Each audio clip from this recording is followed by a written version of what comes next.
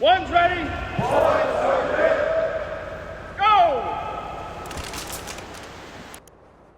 Hey, everybody. Welcome back to the One's Ready podcast. You're in the team room. I have Captain Dane Sauer. Appreciate you joining us, sir. Yeah, my pleasure. Yeah, absolutely. So you're a physiologist with the Air Force. How long have you been doing that for? Been doing this job for about 6.5 years. Been in 21 though, so I was prior enlisted for the 14-year master when I finally crossed over to the dark side. So No way. been around, done a few things. Yeah. That's cool. What did you do when you were enlisted, Sweaty? It was working as a 4J, so physical therapy assistant. Tried to retrain out a couple of times. Crashed and burned, and ended up promoting enough to where they said you can't retrain, and I was like, all right, well, I guess I'll commission. So, which was an interesting route that I went on that too. But yeah, it all worked out for sure. What was the kind of limiting factor for you cross training? Was it like slot availability, your leadership, or your career field not letting you go? No, it was I didn't know it at the time, but coming into physiology as an officer, it's an extremely competitive. I've been told, like I don't see the full numbers, but from the senior O's that I've talked to said, yeah, it's extremely competitive. Like they'll have upwards of 1,000 applicants, and there's times where they only picked up like one or two of us. And the year that I got picked up, I guess there was only one or two slots, and I was the first loser, the alternate, and got told, just try again next year. And then I ended up, that was like in December of, what was it, December of 17, I think, and then spring of 18, I was TDY out at Fairchild and talking to the physiology tech out there, and he was like, "Oh, I heard we just picked up another officer," and I was like, "What?" So I called a sessions, and they were like, "Well, how'd you find out about this? Where's your commander supposed to tell you?" I said, "Oh, I guess I found out before he did." So ended up getting this fallout slot that they had added last minute. So, I mean, I was like, "Sweet, I'm out." Oh, that's awesome. Congratulations. So what do physiologists do within the Air Force? As little as possible. No, so it's Working to a hard or hardly degree. working. All right. That's exactly it. Yeah. So to a degree, it's part of it is, hey, your minimum standards. A lot of it is kind of revolves around aircrew training. The first 2 to 4 years, you're an officer. You're probably at an altitude chamber, which I'm sure you've been through, right, for free fall stuff. You're doing that job just Groundhog's Day in it, learning the curriculum and what you think is the right stuff, right? And then they send you out onto your own basically after your 2 to 4 year stint there. You go to an operational unit. So I went from the chamber at Peterson in the Air Force Academy out to Eglin, and you're just kind of thrown to the wolves largely. And then once you get there, it's you still have the aircrew training, doing more like refresher, because for anybody that flies or jumps high altitude, you have to do your 5-year rehacks for physiology training. So I do that stuff. That's a little bit of it. Yep. Right. We're always making hurdles for you guys. You do that, but then we also get into a lot of human factor stuff. So we'll be a member on the safety investigation boards, or the legal side of that, the accident investigation boards. Do that. Do like AGSM reviews for the fighter pilots if you're on a fighter base like I am out here. We fly. We left whenever, for a while there, we were medical career fields. Like, even though we didn't do anything medical, they still made us medical officers. And then we transitioned back to the line side in 2021, I believe. So now we're full on air crew with flying requirements and all that stuff. So I get to fly mostly F-15s right now on the test side at Eglin, which is not a bad gig. But you'll fly whatever, like gunships, helos if you have those, C-17s. So you have that, and then it's kind of like choose your own adventure, right? So you can kind of get involved in different little pet projects you want. So like I'll work here and there with JPO, which is like a dirty 4-letter word in the F-35 world. So dealing with them on different, like human factors type stuff, like ergonomics in the cockpit, physiological events that they have happen, like hypoxia and whatnot, just running some of those to ground. You do all that kind of stuff. You can work with the human performance people. So you guys have like POTIF on the AFSOC side, air crew, specifically more fighter pilots. We have or they have operate optimizing human weapon system, the OHWS, and you can play with them, which Yep. is you can kind of collaborate with them on like strength training, nutrition programs, getting nutritional advice for long duration sorties, that kind of stuff, and just you kind of end up being like this belly button for these different worlds kind of connect, and it's pretty cool, honestly. Yeah, you guys have a lot of options, and it is interesting. And I'll hit two kind of parts of this. Like I know that at the weapon school we have OHWS at the weapon school, not POTIF, so it's very flyer centric and pilot centric. But I mean, we did shoot. I guess it must be 2 years ago now. We brought in an intern, a physiologist, as an intern, Fuego. I don't know if you know Hmm. her, but Yeah, yeah, um, yeah. I was stationed with her. she. Yeah, yeah. So, Yeah. she came over and I I'm not there anymore, so I'm pretty sure she's still there, will be leaving soon.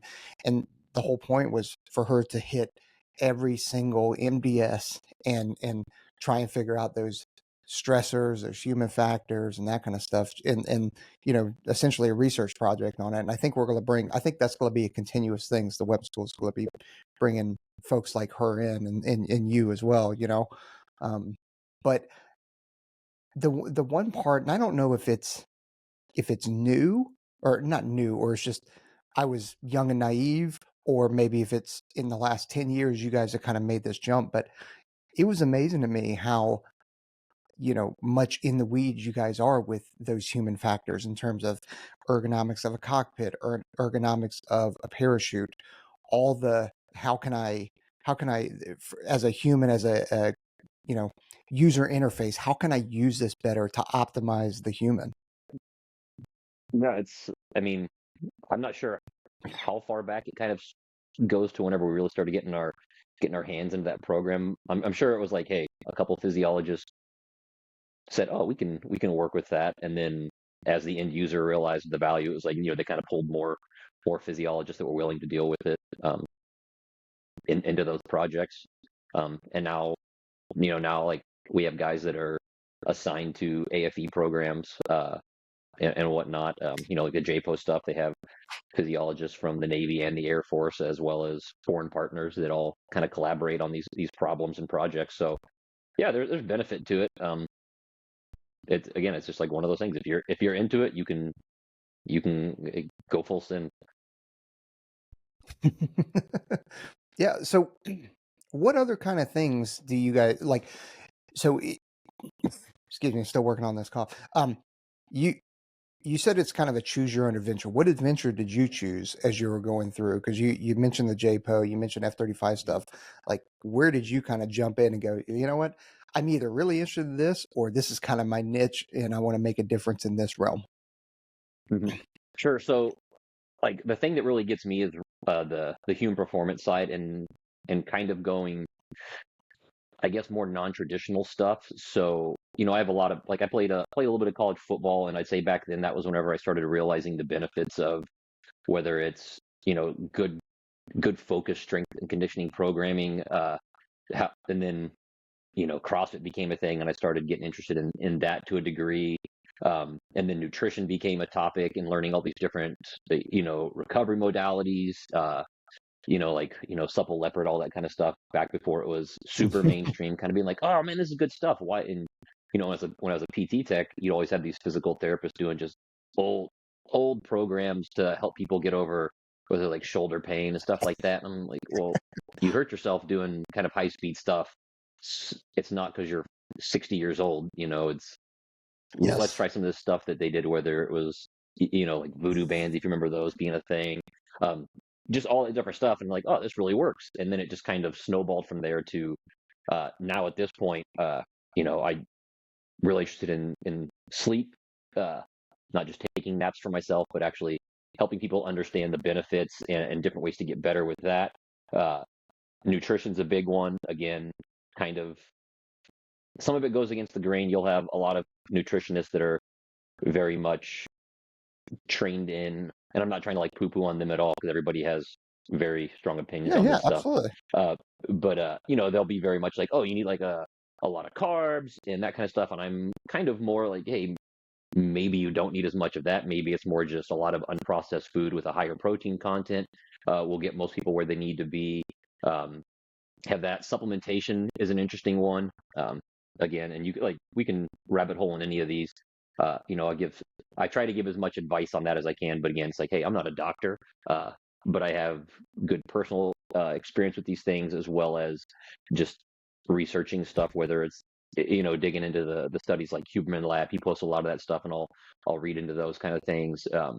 And it's just interesting because a lot of the pilots that I work with, as well as I work alongside several operators, whether it's like guys out at the 2-3 or up at 7th Group just north of me here. I'll go up there and talk to these guys about that stuff, and they're all they're like, oh, this is good stuff. I'm like, well, I do not have any secrets. I'm pretty much just like, this is what I read and this is what I've tried. So give it a shot if it's legal, and go that route. Well, and that's the key is it's tough for like just going on the supplementation train, right? You do have places like GNC that exist on a lot of Air Force bases. Like we have one here on Nellis. I know Herbie used to have one. I'm not sure if it still does.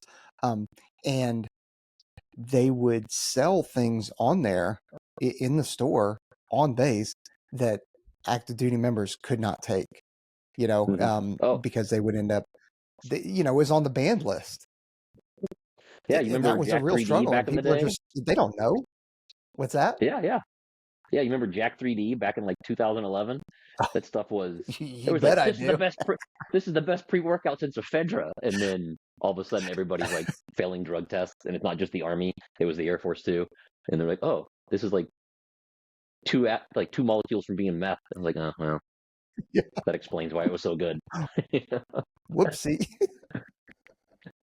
So, I Yeah, mean, but how do you recommend, like, we've got our demographic is kind of all over the place, but it's generally 15 to 35-year-olds that want to do Air Force Special Warfare, but we do have aviators, we do have firefighters and security forces and stuff like that. mhm. So like if for somebody who's kind of not in yet and they're just preparing, what would you recommend for kind of supplementation as they're doing a lot of swimming, long cardio, ruck marching, probably some strength training in there as well, but a lot of cows and that kind of stuff. Yeah, I mean, I guess kind of depending on the person's age, kind of drives some of the stuff, right? But I say everybody across the board, it's probably there are some things that most people can be taking pretty safely. Excuse me. So you have like creatine is a super like it's probably the most researched supplement there is, and it's arguably one of the safest, if not the safest, right? But it's got a pretty broad suite of benefits, and a lot of those are kind of being, I guess, discovered more recently. So, I remember back in like, what was it, 98, whenever I was in like just starting my freshman year, where we were taking creatine and thinking like, this stuff's so awesome. Like, I feel so like amped up on Yeah. it. And now you get older, like it does not do that at all. Like we're just retarded thinking this is juicing us up. Yep. But it was certainly Exactly. good, Yeah, yeah, yeah. Uh, Now it's like, yeah, it's absolutely good for like strength training, doing those high intensity like short spurt type activities. But now they've realized that, hey, it's actually really beneficial for your brain. So whether it's being neuroregenerative or neuroprotective, so helping kind of guard against some damage or helping your brain to recover from previous existing stuff, whether it's like TBIs, concussion type injuries. You guys deal with a lot of like blast overpressure, those like micro concussions you Hmm. get from shooting a 10-inch SBR in confined spaces without a can and no ear pro or minimal ear pro, that kind Yeah. of stuff. We're It just all adds up. catching a breaching charge Yeah, or something. yeah. Pee for plenty, right? Um, Yeah. all those kinds of things, and even if it's somebody, you have like maybe it's HH60 or MH60 pilots that have like dual 50s shooting right behind them out the doors, and that's just, again, they're like right in that overpressure, and that kind of stuff causes micro trauma to your brain. And if you're taking creatine or you take it after the fact, hey, it's not going to do any damage, and there's good evidence showing it's going to help that recovery process along. And now they're also starting to realize, maybe with some higher dosages, you can even see an improved cognitive performance, especially when you're fatigued. Again, it's not like you're taking go pills or something, but it gives you a little bit of a boost, and it's pretty minimal on the risk side of it. It's like, hey, everybody just take the stuff. Uh, Kind of a good starting point is about 5 grams, but you can kind of go up there depending on, if you're like a 240-pound dude, you're probably going to need more than 5 grams, but it's a good starting point, right? Um, so creatine's a good one. Other stuff, vitamin D, that's pretty well known that we're all deficient in that. Again, Yeah. like hey, if you're getting a lot of sunlight, that's awesome. But if you're a school age kid, you're 17, 18, you're sitting in a classroom for 8 hours a day, you might get 3 to 4 hours of sunlight exposure in the evening. I don't know how much that's gonna get your vitamin D levels up. So I'm like, hey, just take it. Take some D3. Zinc's another good one. Pretty commonly deficient, and then magnesium. Those are kind of like the big four things that I say. You just take these. They're all low threat. None of them are banned. No, none of them are like in that gray area where maybe it's okay if the flight doc cares about it. But they're all good. Magnesium. It helps with muscle recovery, muscle soreness, helps with sleep, especially if you're pretty low on it. And I mean, I take this one. It's called Triple Sleep. You can find it on wherever. Just like look up Triple Sleep for magnesium, and that stuff is great for getting good restful sleep without having any of that like ambient hangover or being a sedative at all. It's not going to be grounding or anything like that because it's basically magnesium with some two other ingredients that are not banned, so or not control. Like they're Right. not like they're not denifing or duties not to include flying, or any of that stuff. So like guys will be like, oh, I tried that stuff, man, and it's just you don't feel tired until you hit the pillow, and then you're freaking like off to Narnia, and it's great sleep, yeah. So those How's are the some pretty common. drowsiness like when you There wake isn't up? like that. That's the best part. Like one of the good things is it's restful sleep. It's not sedative in nature, so you can take it and not go to bed, and you're not going to be sitting there like, and whenever you wake up, you just wake up. So that's why I think that's why I have an easy time recommending guys check it out, because again, Yeah.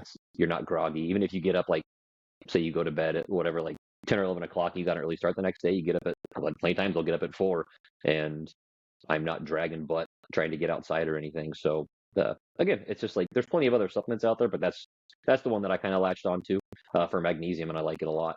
Um, Now, there's always the thing of, hey, you can't take these things at certain points in your guys' pipeline, but specifically, like I said, during the ANS portion, but there's no reason like you can't have them on board beforehand, and it's kind of like, I guess it's the argument of like, well, should I train tired so that I'm used to it whenever I get into that situation? This is like, probably not, because it's going to open you up to injuries, and you're not going to improve as much as if you just trained for recovery and all that stuff, right?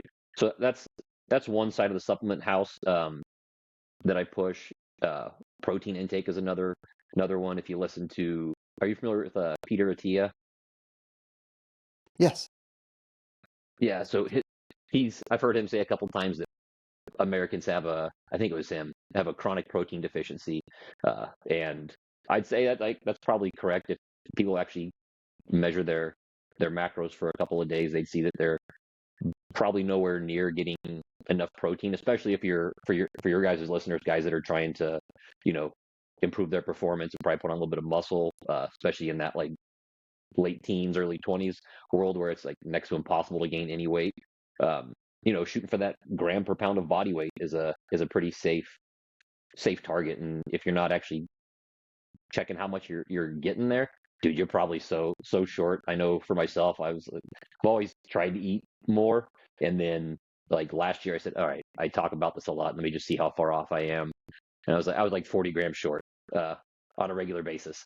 So it's No like way. you probably need to Really? be, yeah, like because I needed about 175, 180 grams a day, and man, I was like 130, 140 from eating. I don't eat a bunch of crap. It's like protein shake at breakfast, a bunch of meat at lunchtime, and a bunch of meat at dinner time. And then whatever I eat in between there is probably maybe another shake or something like that. And it's again, I was just not hitting the mark. And then I said, okay, well, make this a point. Try getting that 170, 180 grams a day. did that, didn't change anything else, and I put on like 8 pounds in 2 months, and I wasn't getting fatter. So I was just like, well, guess I was right, I guess. So it's Something's working. maybe not. Yeah, maybe not everybody's going to have that dramatic of a result. I mean, I was like 42, so it's like, wow, that was impressive. But it's a good thing to shoot for. And again, it becomes harder once you guys are. It's almost harder in your guys' line of work as well as uh, the aviation world, like the aircrew world. Guys are TDY so much, you deploy, all those kinds of things. How often do you have quality protein sources when you guys are out in the field for a week and a half or something like that? Like MREs are absolute like dog shit. Like they're so bad for us. I've been They got a lot. They're made for calories and stuff, not necessarily yeah, protein.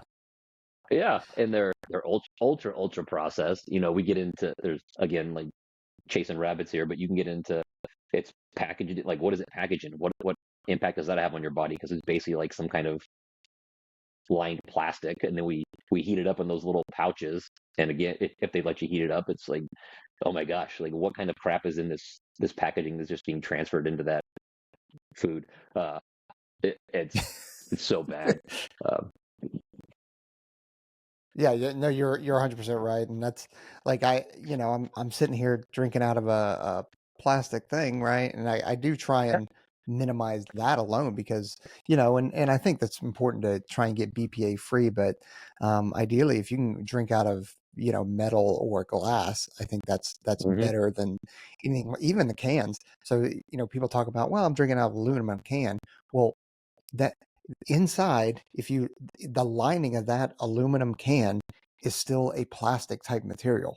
So, I mean, do what you want. Um, but so yeah, that is definitely a rabbit hole we could go down. Real quick though, like we just held an event about a month ago, and there were a couple guys that were cramping really bad in the pool, and you had talked about magnesium for other things. So would you recommend like potassium or any other? So if people can't get potassium for cramps, like what should they be eating? I've always heard bananas, but I don't know what else is better. Like food wise, bananas are pretty dang low in potassium compared to how much we prop them up. Uh, Honestly, like a lot of those, like magnesium, some nuts like almonds and cashews probably have some as well, like some zinc and whatnot. But honestly, the easiest thing is just I'll use Celtic sea salt. Uh, just buy it online or something, and it's kind of like this. It's a moist salt, kind of gray, right? But you just throw a big pinch of that in your water, honestly, and it's got sodium, potassium, magnesium, and calcium all in like a good, basically all your electrolytes in a pretty good ratio. It's relatively cheap, uh, and that's honestly gonna that works for me. And like down here in Florida, where we're about like 15 minutes from being swamp ass season for the next 6 months. Um, No kidding. yeah, man, I'll throw that like a big, like a pretty reasonable pinch of the sea salt in like my aminos, uh, and now you've got some aminos to help with actual muscle recovery and whatnot, and then you got the electrolytes as well. So it ends up being a pretty good like during your workout and post workout recovery drink, or just even just something to drink on, you know, throughout the day to kind of get those levels up a little bit. But actually, like just straight up food wise, honestly, I just find it easier to use the salt. You can even put it on your food, like the Celtic sea salt, but it's for me, I'll just drink it. Hmm. All right, I'm gonna have to. Yeah. I've taken a note on that. I'm gonna have to try that out. You just have to excuse me because we do have a slight delay. I think it'll come out fine in the recording, but there is a Hmm? slight delay. So I'm trying. I'm remaining quiet to make sure I'm not trying to step on you too much. But, Sure. and you brought up another point earlier about training. You know, training tired and enjoying the not necessarily enjoying the suck, but like, oh, I've got to make it suck now. Like to the folks out there, like, listen, man, the suck is going to come. Like you don't need to train to the suck. We're going to Yeah. provide that, and the cadre are going to provide that for you. You don't need to train to it because, like you said, Dash, you run the risk of getting injured, and there are some there's times to suck it up. Like say you just want to go have fun and do a Spartan race or something like that. Sure, that's the time to suck it up. But I bet you're not going into that going like, all right, I'm only going to sleep 3 hours prior. I'm not going to eat very much the day before. No, you're not going to do that, and you never would, because you definitely run the risk of getting injured. The Spartan race is not going to be. I mean, they're fun, but it's kind of going to suck anyway. Mm-hmm. So don't increase your chances of getting injured before going and doing an event like that.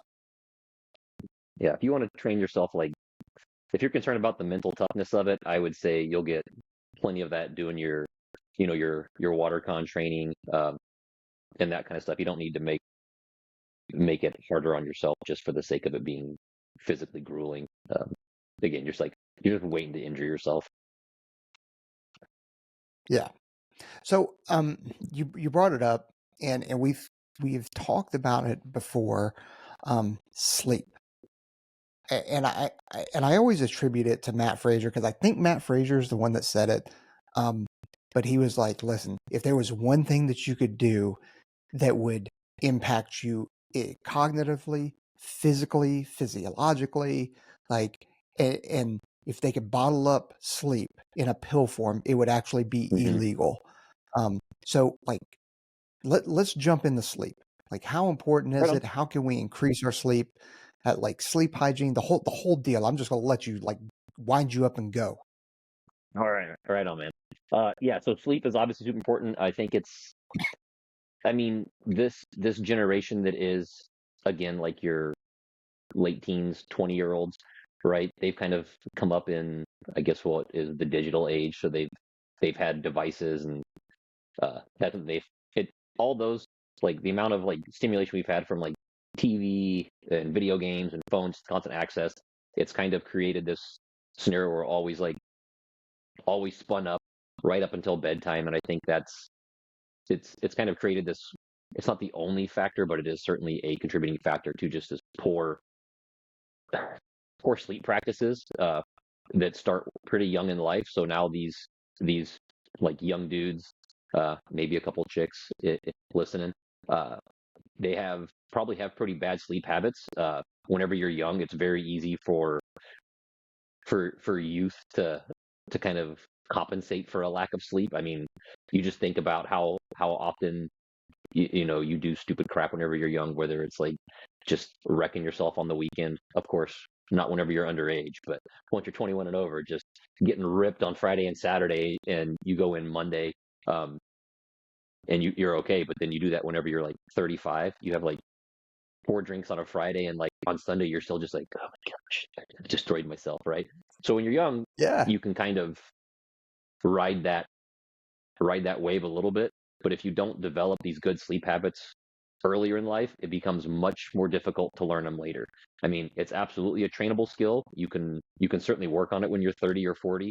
Plenty of guys do it, but I promise you it is so much better if they can nail it down when they're younger, right? So, how much sleep do we need? Um, you know, 7 to 9 hours is pretty much pushed out there a lot. I would say at that age, uh, for your listeners that are doing the stuff they're doing, man, you're probably looking 8 to 10 hours is what I would roll with. You look at guys like Tom Brady and like LeBron James, whether you love those dudes or hate them, they both are like so like tuned into how much recovery they need to get themselves. So those guys are asleep. I think I saw Tom Brady would get like 10 to 11 hours of sleep a night, right? And he like how often did that guy get hurt? Even when he like tore his ACL and stuff, he still recovered pretty well. So sleep absolutely critical. So one, you got to get that sleep opportunity in there for these uh, people. Is like, yeah, probably shoot for 8 to 10 hours, and you want to make sure it's like super consistent, right? You don't want 8 hours some night, 10 hours another night, 7 hours another night, and that's that whole sleep hygiene aspect. So going to bed and waking up at pretty much the same time, and this is like all week long, man. The people that are uh, trying, they're like, oh, I got school or I got work or whatever during the week, so I'm going to get like 5 or 6 hours during the week, and then I'll hit it hard on the weekend and try to sleep in and make up for that, and that absolutely, well, it doesn't work. They did a good study, I think it was Mm-mm. out of Stanford last year, where they uh, basically recreated this type of scenario where they had 3 groups. One group was given 8 or 9 hours of sleep. every night. Another group was given 5 hours of sleep every night, and then the third group was the work group, right, where they would get 5 hours of sleep Monday through Friday. Saturday and Sunday, it was like sleep as much as you can, man. And then on Monday and then it's like a 9-day study. So the next 2 or 3 days of the following week, they were back to that 5 hour schedule. And what they found is during the work week that that study group would lose about they figured that they would lose about 11 or 12 hours of sleep throughout the week by only getting 5 hours, undersleeping to 5 hours. And on the weekends, like how much sleep do you think they made up? What's your guess, man? Well, they were in a deficit, so it is almost impossible to make up for a deficit. So um, even if they were sleeping, just call it 9 or the high end 9-10 hours, they probably still had the same amount of sleep debt and cognitive performance and physical performance. I'm guessing here, but I haven't seen the study. What? You're not reading this stuff? Yeah. So you're kind of right. They absolutely couldn't fix it. They were only able to make up about 3.5 hours of sleep during the weekend because surprise, surprise, you can't sleep for 12 hours a night, not without some drugs, and then you're not really sleeping. You're just chemically unconscious. So they would binge on sleep on the weekends, and then on Monday they'd be right back at it. So now you're looking at this circadian disruption. They have their circadian rhythms are just like all over the freaking place. So now they're contending with that, right? So basically, it's like, hey, you need to be getting that chunk of sleep every night to include the weekends. Like you need to be disciplined enough because if this job really matters to you, then you need to be willing to sacrifice whatever it is, freaking playing video games till 1 o'clock in the morning or hanging out with your buddies. Like, yeah, those things are awesome, but if you're trying to do like aspect word type stuff or any selection that is going to demand this of you, you've got to be willing to sacrifice for it. And yeah, and sacrificing some fun to get that sleep and recovery is going to be so beneficial. Like nobody's going to be like, oh man, I got so much. I'm so recovered. I really should have like partied more when I was prepping for this. Like, no. So you have like the hygiene, going to bed, waking up at the same time every night, right? That's just what you can flex it a little bit, like plus or minus half hour. Like, yeah, like Yellowstone needs to get watched. So maybe stay up till an extra 30 or 45 minutes every now and then. But It it's deserves it. you can't be yeah. Like who shot Kevin Costner, right? It matters.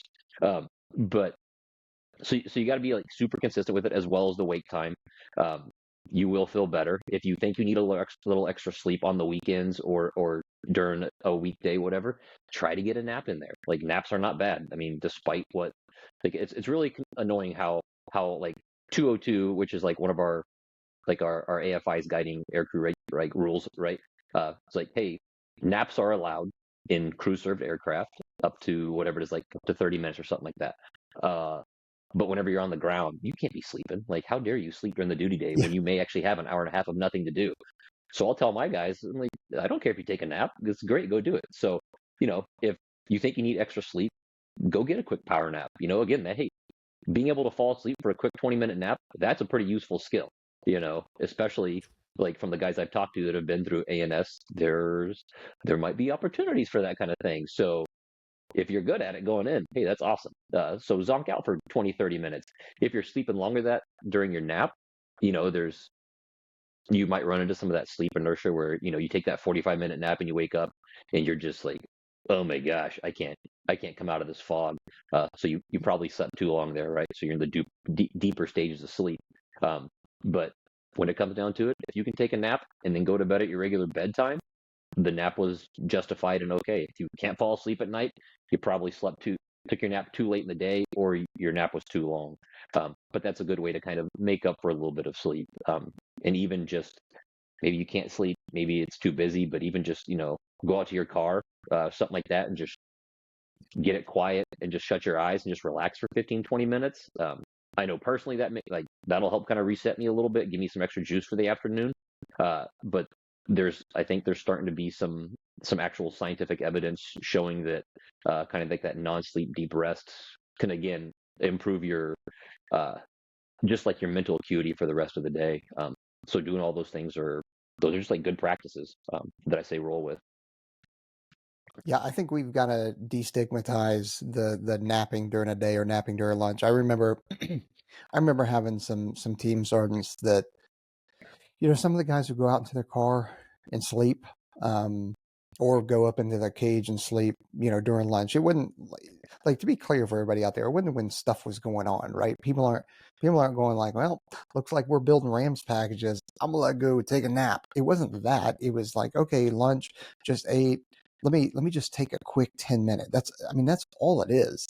And Mhm. and it's a game changer for you. And I remember that people would see, some of these team sergeants or whatever would see people out sleeping in their car, and they'd get pissed and they'd go knock on the door, and they're like, no, there's no sleeping out in your car. You, like, get back in and get to work. And I think we've got to, as Americans, we do tend to, like, our work days do tend to start earlier and go on a little bit later than kind of the Mhm. rest of the world. And I don't necessarily think our bodies were designed to do that. I think that's a product of, Henry Ford and the factories and No. that kind of stuff, which is kind of why school is designed the way it is, unfortunately.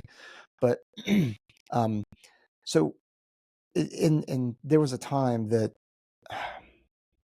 me and my wife would stay up till 11 o'clock at night, and wake up at normal times. Now we both definitely don't do that. Some of that's probably age, but more of it is when after I read Why We Sleep by Oh, shoot, yeah. of Matt course I'm Matt missing his Walker. Matt Walker, I think is, yeah.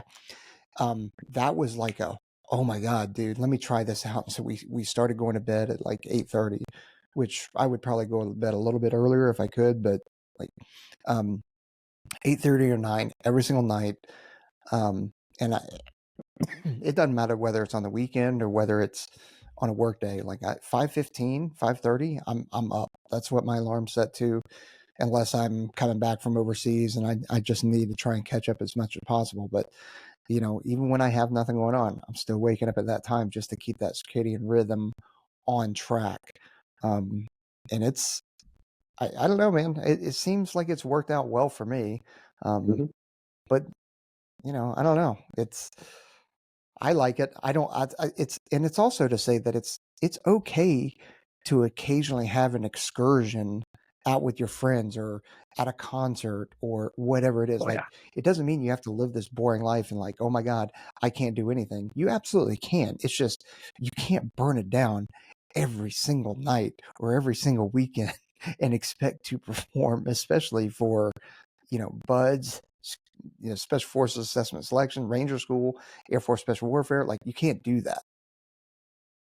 Oh, yeah. Yeah, I mean, absolutely you can't be puritanical about it to the degree where it's, you know, it's like, "Oh, I gotta leave. I gotta go to bed." Uh, so, yeah, I absolutely agree with that. I mean, it's kind of along the same lines of, like, at this point, if anybody does not know that alcohol is bad for you, I mean, no drinks is better than one drink. That's I don't care what your mother-in-law says about her glass of wine every night. It is not good for her heart. Thank you. I'm Okay. so glad you said that. It's bad for you. Okay. And nobody it's like, hey, if you drink, what is it, like one serving of alcohol, usually within like 8 or 10 hours of bedtime, it's gonna disrupt your REM sleep. So unless you're able to drink first thing in the morning, which now you're probably an alcoholic or a European, one or the other, uh, you're jacking with your sleep at the end of the day. But does that mean you should never have booze? No. I mean, if you want like a cocktail every now and then, yeah, you need to accept there are trade-offs to that. And that's honestly, like, I hate wearables. I hate like having people that wear them all. I don't hate the people, but like when you wear them all the time, I don't think that's the way it should be used. But the dudes that have like the Whoop straps, the Aura rings, the Garmin's, whatever it is, I have plenty of older guys that are like, man, I started wearing this thing, and as soon as I saw what a couple of drinks did to my sleep score for the next week, not the next night, but the next week, they're like, I really can't justify getting ripped like Yeah. once a month like I used to. So I was like, hey, that's a win. Yeah, man.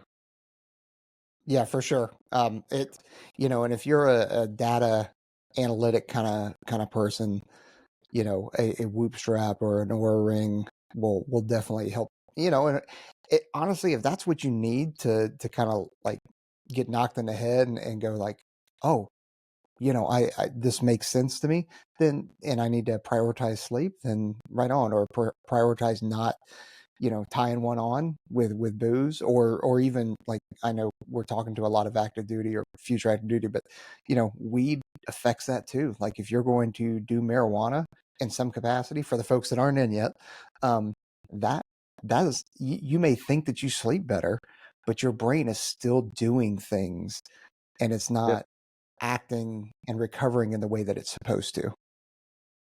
Absolutely. Another thing with sleep. So I heard you had, was it Steve Burnett on from Defend USA? Was that on here? Mm-hmm. Um, yeah. Yep, So that I was here. listened.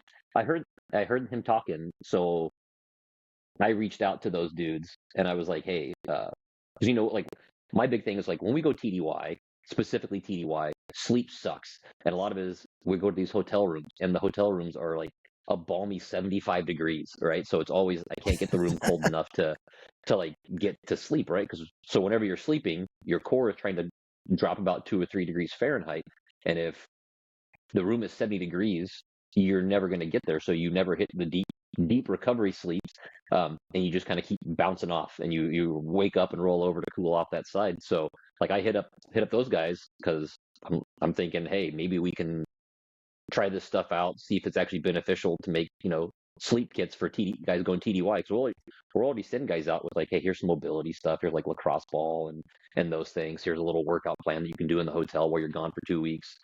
So it's like, hey, if their IR sleepwear stuff is beneficial as well, why not make this little investment, just treat it like some issued gear? Like, hey, here's your pants Yep. and a t-shirt, and help.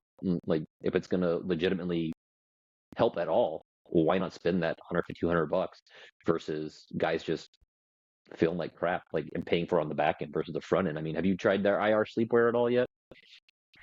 Yeah, and I like it.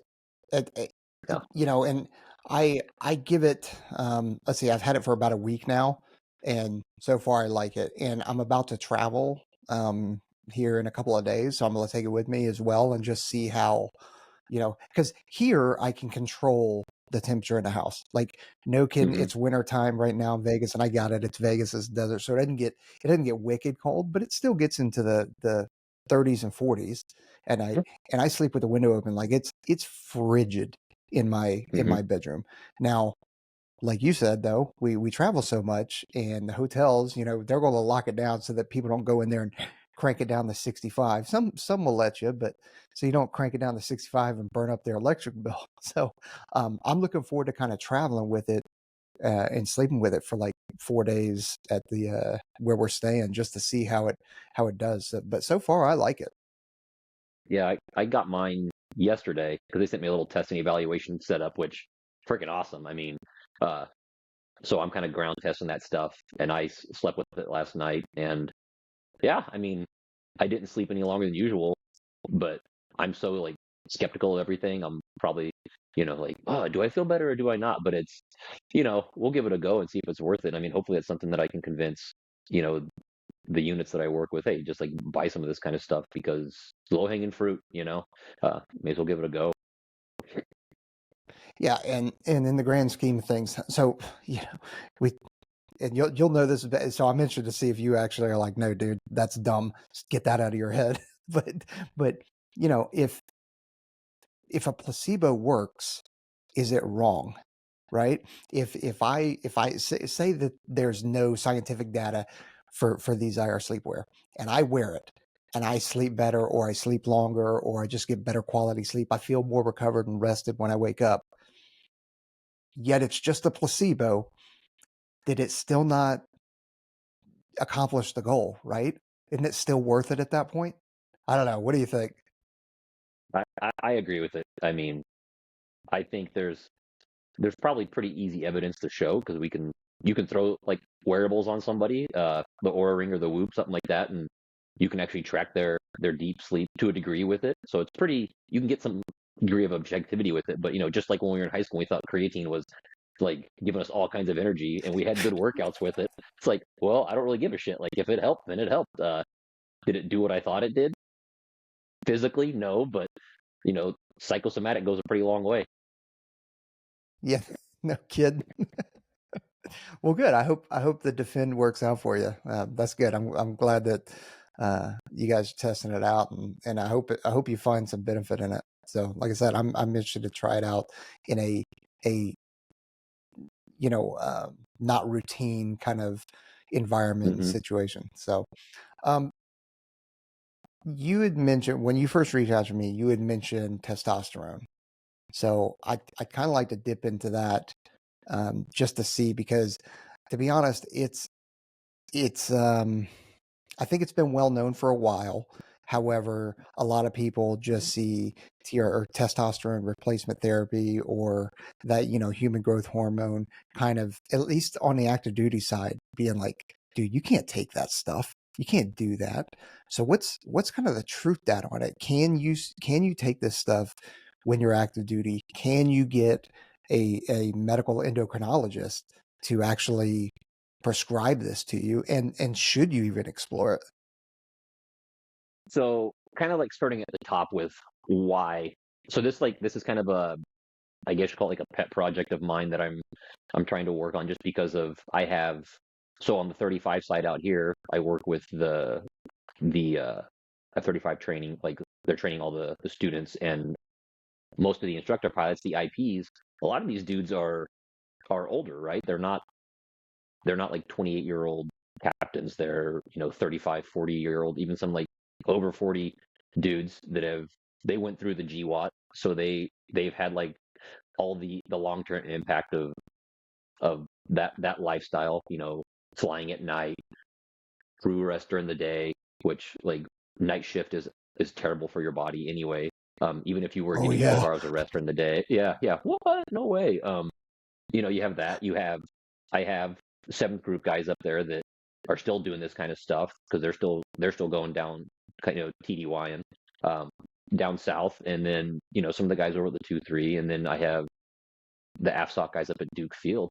I have a pretty good like cohort of guys to bounce ideas off and see what they're doing, and I'll get these guys. Some of these guys have gone in and gotten their levels checked. I mean, have you gotten any labs done to see where your levels are at? Yeah, I've had three of them because I'm seeing an endocrinologist right now. The funny thing about it, and here's for the people out there. I don't really care about HIPAA, at least when it regarding me. So Yeah. I'm transparent. But like, I've been tested 3 times. I'm seeing an endocrinologist on base on Nellis. My problem, and I'll say my problem, is my discussions with her in particular are, she's an Air Force doctor. She's not in the special operations command, so she's being very thorough, but she's hesitant to give me anything yet, because she's like, oh, I Hmm. want to do this test, I want to do this test, because bless her heart, she wants to solve the problem. She wants to get to the root cause of the problem, which I can appreciate. But like, when I give you the background, like, hey, listen, I've been in a helicopter crash, I've been a parachute accident where I landed head first, I've been blown up 3 times, all the thousands of micro concussions that I've had, and micro blasts and all that kind of stuff, like, have you ever heard of operator syndrome? And she's like, yeah, I kind of heard about it. I'm like, well, listen, there's probably some, whether it's complete bullshit or not, I don't think it's bullshit, but like, there's some legitimate things in here. There's adrenal fatigue. There's when you have TBIs and there's been blood clots in your brain, like, your brain and your hormones are going to act differently. So maybe there's some, real stuff in there. And so, all that to say, yes, I've seen one. I'm still not on anything because she's trying to get to the root cause of the problem.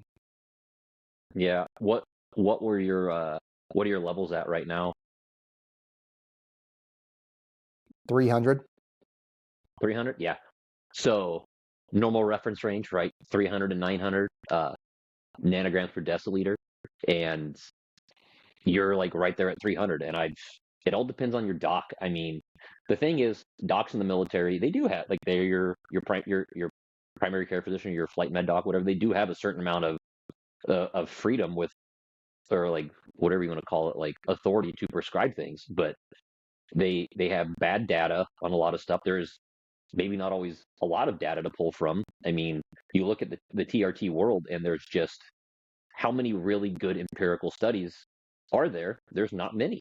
Uh, you get better information on this stuff from like the bro science. You go to like Yeah. bodybuilding.com or like freaking Reddit, and you're gonna or like Derek's from More Plates, More Dates. Like these guys, just from like guinea pigging themselves have they'll figure out dosages that work for them and different like, oh, if you're having this side effect, then try changing your dosage up like this or supplementing with this thing, right? They have solved their problems, and the medical community is just like, we don't want to. And like me sounding like somebody from freaking 4chan, right? Like the FDA is terrible with this stuff, right? Because Awful. it's like I say follow the money. Ultimately, I mean the way everything has gone in the last, especially the last 4 years, right? The way everything was managed with like COVID and all that nonsense.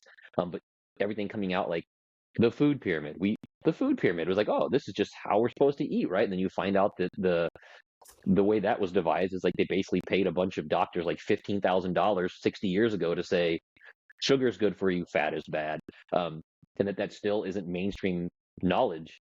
It just like kills the credibility of organizations that are poo-pooing the ideas of testosterone or even HRT for women, or even like peptide usage. Like they'll give you Yep. freaking GLP-1s, getting people gold medals in the Olympics because they don't want to go exercise, but heaven forbid you get some TRT for an actual All right, so documented here I problem. got to tell you about this. Then this is part of my conversation with her too, and and this is like so. I go in there, I tell her all the symptoms. One of which was weight gain. I'm like, listen, I've still been working my ass off. I've still been dieting. Like I haven't splurged or anything like that. And in the last 2-3 years, I've gained 20-25 pounds for like, and I can't explain it. I can't do anything. As well as the other stuff, right? And she's like, okay, well, instead of TRT, we have other stimulants that will help you lose weight. Now, and I stopped her and I was like, please tell me you're not going to recommend Ozempic to me, right? Like you're not going to do that. She goes, well, it doesn't have to be Ozempic. We have other stimulants that'll help you lose weight. I'm like, that does not solve the problem of what I'm in here. And I can't believe that you would want to give me a stimulant right off the bat, like instead of addressing the other problem that I came in here for. And to your point, yeah, I'm on the low range, in 300 or 900. But if you think of the job that I did, if I was at 900 or even 800, you better believe that if I lost 500 or 600, points, whatever that is, I'm going to feel that. I'm going to feel different. Like I'm not going to feel Mhm. great. So you nailed it, dude. We've got to change the mindset on this. I mean, I'd say your experience is kind of like standard from the guys I've talked to.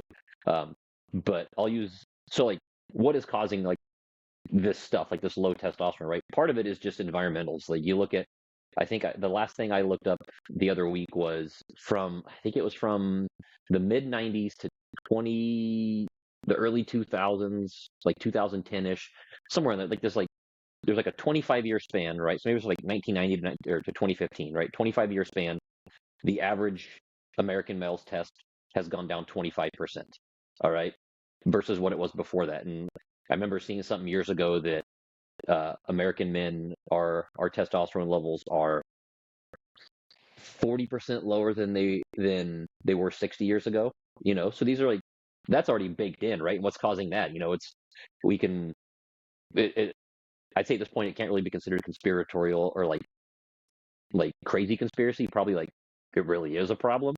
Whether you're looking at like pollution. uh I think Tupperware was probably terrible for us because I remember my Mm-hmm. mom like, oh, I'm just gonna reheat this spaghetti sauce in Tupperware, and Guilty. and then you I've, find out, yeah, yeah, like we did it, like, oh, Glad, this is my TDY. I'm gonna meal prep like 6 meals in my Gladware, and I'm just gonna microwave this shit and like who knows what I did to myself then. Water bottles sitting on deployment, like a pallet of water bottles just baking in the sun, oh, oh yeah. like water buffalo. I don't care. Like all this stuff is terrible. Like, yeah, that's not the standard American experience, but you know, like stuff sitting like I remember in high school football drinking out of like the PVC pipe, just baking in the sun all day. Um, it's probably not the worst thing, but it's all cumulative, right? So you have those kinds of things. Um, we're talking about like drinking out of plastic water bottles, that stuff. But to whatever it is, like there's a certain amount that's already baked in, and some of that is like there's a book called P for testosterone, right? It was basically like if a mom ingests something that impacts her like the baby's testosterone. So she'd say she's pregnant with a son, right? It's going to actually cause low T for 2 generations because it's going to reduce the testosterone that boy has in utero, which is going to reduce the amount of kind of like the amount of T that he can produce in his sperm, right? It's something like that, basically. So, even if we fixed everything environmentally, it's going to take 2 generations to elevate those levels back up to where they maybe used to be. But then in the military, or even just different jobs, right? But like bad sleep kills your testosterone. Like a bad week of sleep can lower your T by like 40% for a little while, right? So that's not great. And how awesome is your sleep during your career? You know, it's all over the place, whether it's TDY problems or deployments, night missions, or just long-term nighttime operations. You have that stuff. So now your testosterone's low from that. So you don't feel like working out, which makes your testosterone lower.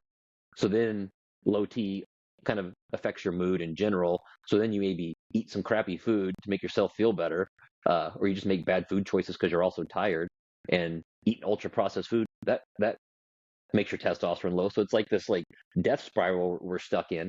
And even if you can fix like all these like lifestyle factors, like all of a sudden you're in control of your sleep, which you'll never be in the military. You're in control of your diet, which you can be to some degree, and all that stuff.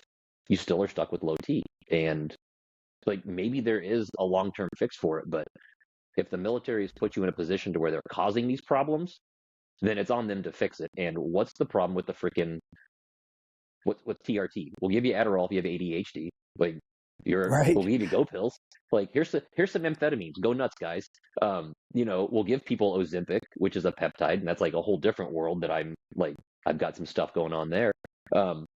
So there's all this like negativity from the establishment on it. But I know guys specifically up at like some SF groups, they're on the stuff. Like they have docs that are prescribing it, or getting it okayed. And the Air Force is a little bit different, right?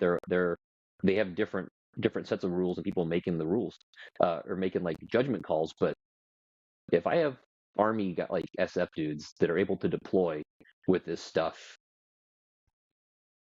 to more like not truly like non-permissive environments, but they're not going to like the Hilton.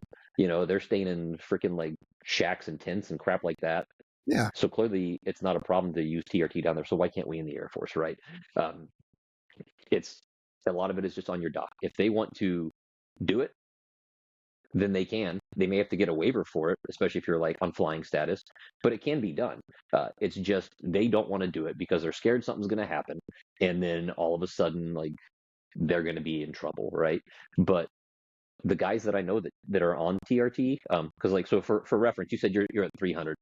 I talked to plenty of like Green Beret dudes, and they're in the twos, even the ones, right? Yeah. And they're 10, 12 years into a career. They didn't do 20 plus already. So that's just like, oh my gosh, that's so low. And then they're You're like, barely who alive at knows that how high? point. Yeah. I mean, like, how high should you be? That's like, so just for your listeners, go get your lab work done. If you're civilian, pay the couple $100. Go get a baseline check just so you know where you're at before you jump into this job, or in this pipeline. Because even the pipeline alone will crush it. Max performing your body for 2+ years is not ideal, right, for these things. So No. at least you have a baseline of what you could be, so that if you're 30, 35, 40, and now you're feeling like crap all the time, and you have all these symptoms of low T, you at least have some data to show your doc, hey, look, whenever I was like 25, I was at 850 or something like that. Now I'm at 300, and they can sit there and say maybe, well, yeah, you're older. They go, that's not a good excuse. Like I want to perform. Like give me a physiological dose of this. I'm asking for trend, right? Like just give me some stuff Yes. to help me feel better. You'll give me painkillers. Like how many opioids did they dish out? How many like antidepressants did they dish out? It's just Yep. like this one thing. They have so much heartburn with it. But guys that get on it, generally speaking, the vast majority of them are like, oh my gosh, I feel so much better. Like this visceral fat that I was just starting to pile on for no apparent reason. That's not a problem anymore. My workouts are actually beneficial. You know, it's a thing that I think the military needs to get comfortable with, and like I'm hoping with this current administration being like taking the vector they are with things like RFK is absolutely on TRT. Okay, there's no way around Oh, it. So 100%. like so hopefully him being in charge of that will kind of like grease the skids to where some research happens and the medical community starts seeing this is like a true health issue that they can actually help with by prescribing this stuff. Like, would it be great if we could just say, okay, you just need more sleep, you need this perfect diet, all these things? Yes, but that's not really an option in the military. Yeah, I look at it as an investment. Same with HGH, same with stem cells. Like if you really want warfighters and people to continue on, right? Like I'm essentially the most mature and smartest that I've ever been right now versus what I was 10 years ago, right? Yeah, I'm a little rusty in some areas, but I'm smarter in other areas. But physically, I'm nowhere near what I was 10 years ago. But I could be if you'd let me.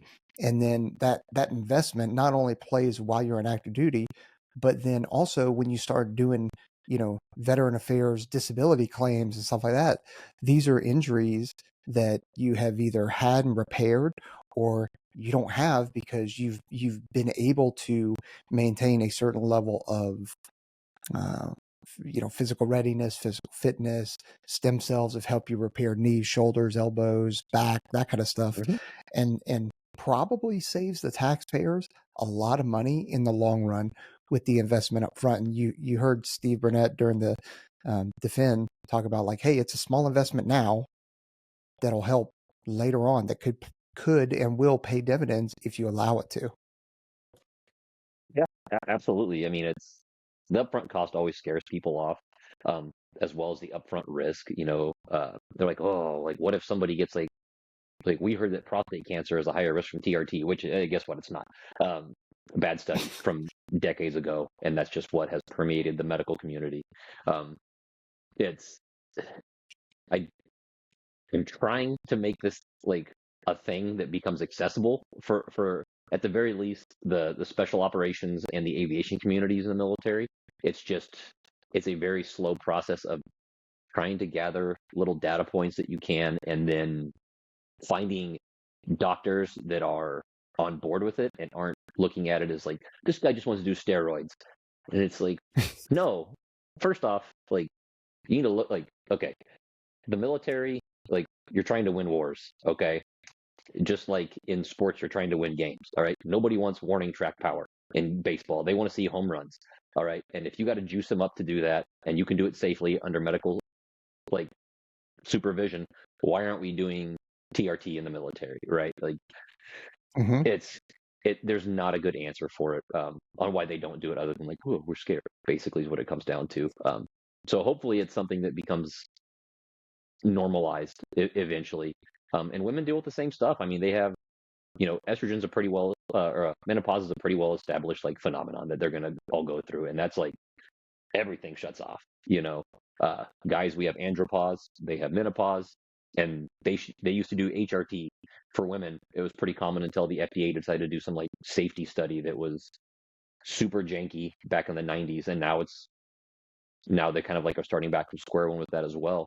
But it's the same thing. Like, yes, you can make it through life with low levels and be okay. But if you're trying to maintain a level of performance and whatnot, then that is something that guys should be we should be allowed to do it. And they can like in the military, like how monitor are we? Like you get in the annual physicals, all this kind of stuff. So it's not like something should go under the radar. We have access to flight med, uh, or your PCM, all that stuff. So it's so stupid that we don't allow it. Is really what it comes I down know. to. I mean, I'm actually. It's refreshing to see how frustrated you are with it too, because I am very frustrated with it, and I have been for years. Like I've even taken it a step further, going like, "Hey, PEDs should be allowed in certain career fields because why wouldn't you mhm. want your biggest, strongest, fastest dudes, that are doing operations, why wouldn't you want them to be that way? Now, I get I'm probably on the extreme side, but at the same time, we are closely monitored by doctors. Like we can't, Mhm.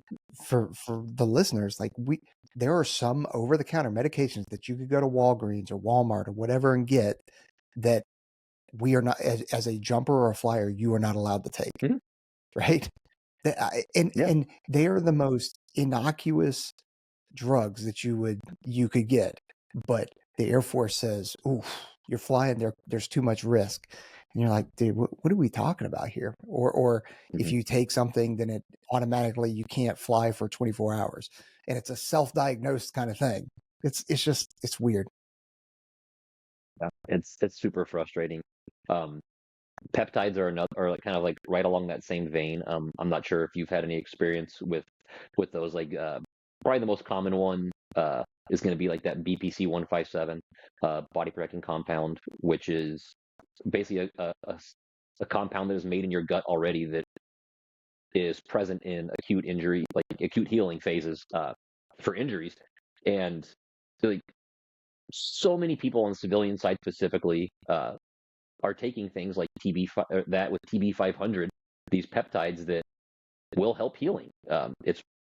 It is what it is. Like it actually helps with soft tissue healing to the point where people that I know personally have avoided surgeries. You know, having like partial thickness tears and ligaments, and the doc's like, that's going to need surgery, and they do, you know, 4 to 5 months with some peptides, and they go back and it's like, well, guess you don't need surgery after all. You know, those kinds of things. Um, and they have ones that impact your growth hormone. You know, they're different. Uh, they basically they're different signalers that tell your body to release growth hormone in different mechanisms, right? Um, Again, none of this stuff is absolute risk free or side effect free. Yeah, there's different things that can happen, but the side effects are so minimal compared to what's going to happen for sure if you don't take these things that it's like, dude, the juice is worth the squeeze. Um, the the military is just such a good like test bed for that, and I guarantee I could walk over to my flying squadrons right now and be like, I need 50 guys to be guinea pigs for a TRT trial, and I would get 100 hands. Like yeah, me too. Actually, include myself in this. Um, so it's a missed opportunity, realistically. And if you think that our near peers are not doing these things already, you're pretty stupid. Yeah, oh, 100%. Um, yeah, man, I could talk about this for hours because I'm in it right now, and I feel like Yeah, uh, where we should be going, and I think you nailed it with RFK. I'm hopeful, but again, everybody knows that listens to me. I don't like politicians as it is, yeah, so whatever. But I am hopeful that we can get some kind of positive path forward in the TRT realm, peptide realm, less Ozempic, less stimulants, or maybe not even less stimulants, but less like Ozempic type stuff, and help people out in other ways. Um, so with that, what advice? And I'll just open it up to any kind of advice, if whether it's people want to become, you know,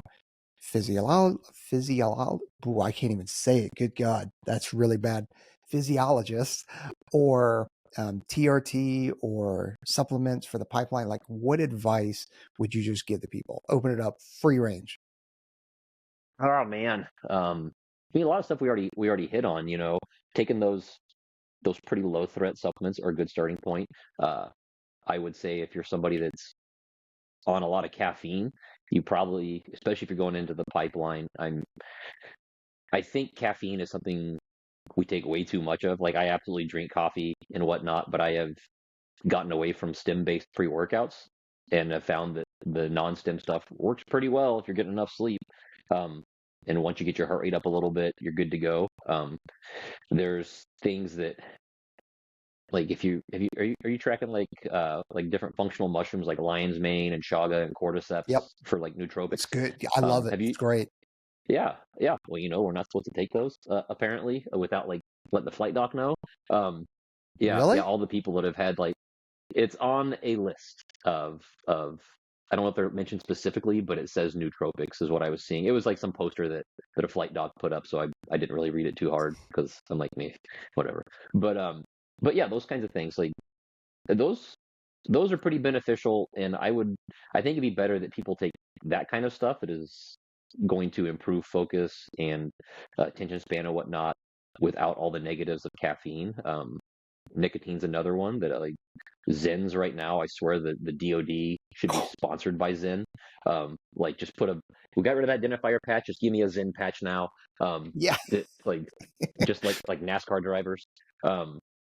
Again, it's compensating for a lack of sleep. But if you're getting enough sleep, then you don't need those stims.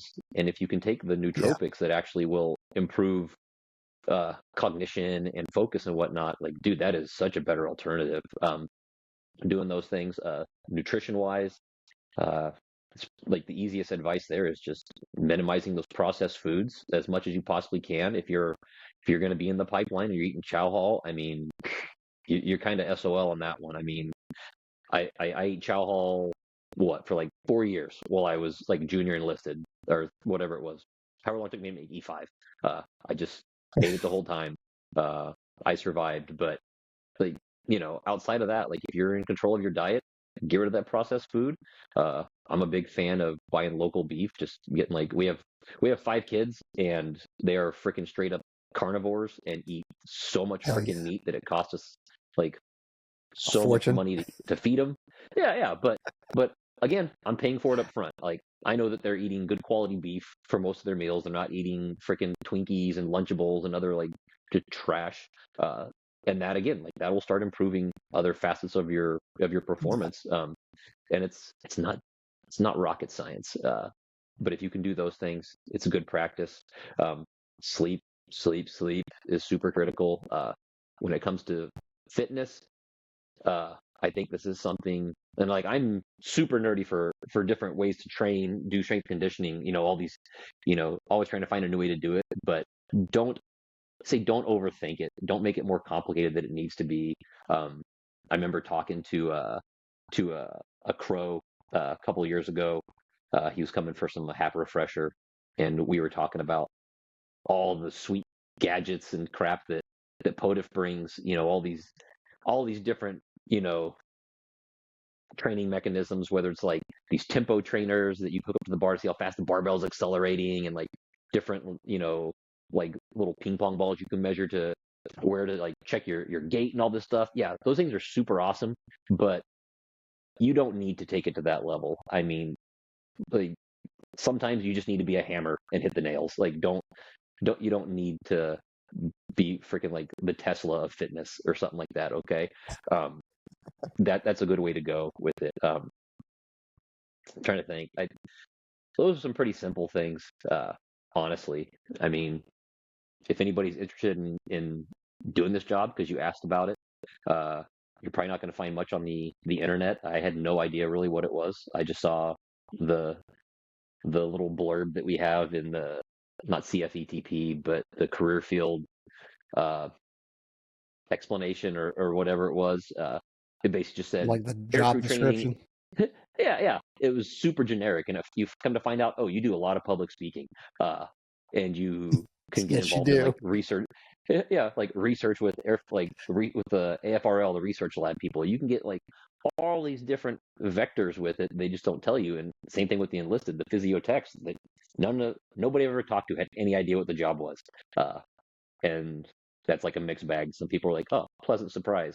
Other people are absolutely petrified of giving a PowerPoint presentation in front of people, and it's just crippling for them. So it didn't work out, but um, it's a super cool job. I mean, I don't really have a great way to give you better information on it, but if you have any listeners that are like, oh, that sounds like something interesting, you guys can hit up Peaches and he can somehow reach me um, and connect us Yeah, somehow. definitely. I'm sure, but yeah, man, I don't know any other questions or rabbit holes you want to go down? I don't think so. I mean, we covered a lot of information, so we'll let that rest. and then see what kind of questions we get coming out of this and comments. So as we go through, I would definitely, after this goes out, which it'll go out this week, you know, monitor kind of questions that come up in the comments and that kind of stuff. And then usually we get DMs on stuff just because people don't want to comment and ask what they perceive as a stupid question. So, but yeah, we'll get you involved in that kind of stuff. And very, very knowledgeable. Thanks for coming on. Thanks for giving all that data. We really appreciate it. Are there any social media things you want to put out there, or do you want to just kind of go through us? I'm not really on social media Okay. because I just don't. I have Facebook Marketplace, and that's about where it ends. So Yeah. if you want to buy something off that, I can give you my stuff. But nope, I don't really not really on any of those things. Perfect. Okay, cool.